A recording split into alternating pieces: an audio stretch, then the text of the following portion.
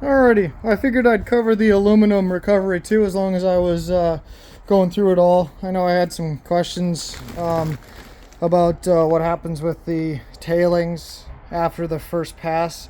So I make a very clean aluminum copper mix. It ends up being about 8 to 10% copper in this mix. As you can see, there's a lot of superfines in there and aluminum. I ended up with about 2,000 pounds of this material. And that is, yeah, see, that's all the sheet aluminum that's on the tech cable, tray cable. So what I end up doing, I got 3 bags here.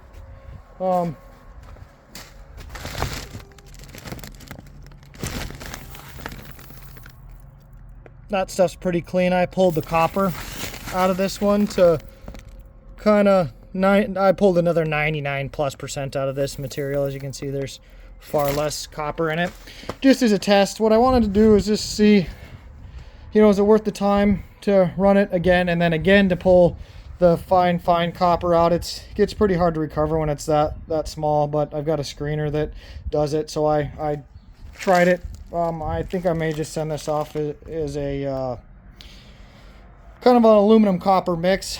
It's by the time it gets reprocessed a second and third time, you're really just not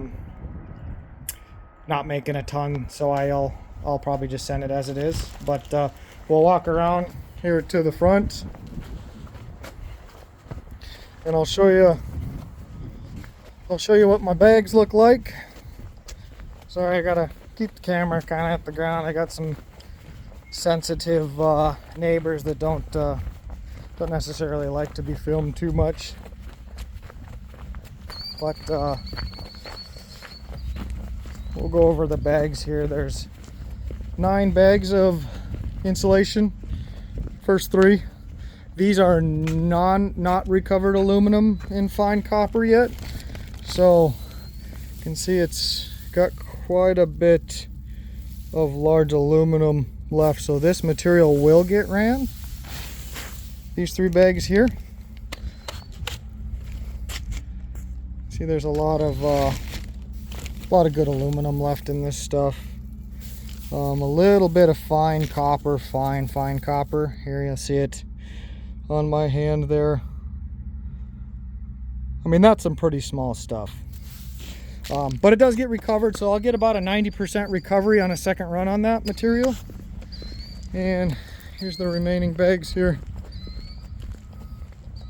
So this stuff, another 90+% of that aluminum has been removed from this material. As you can see, it's pretty dang clean stuff. Not much in the way of copper. You'll get a teeny tiny flake here every now and then, but definitely not enough to do any further recovery. So I've got a guy who's taking these, and he's doing some experimenting to see what he wants to try to do with the plastic material. So all right, yeah, thanks.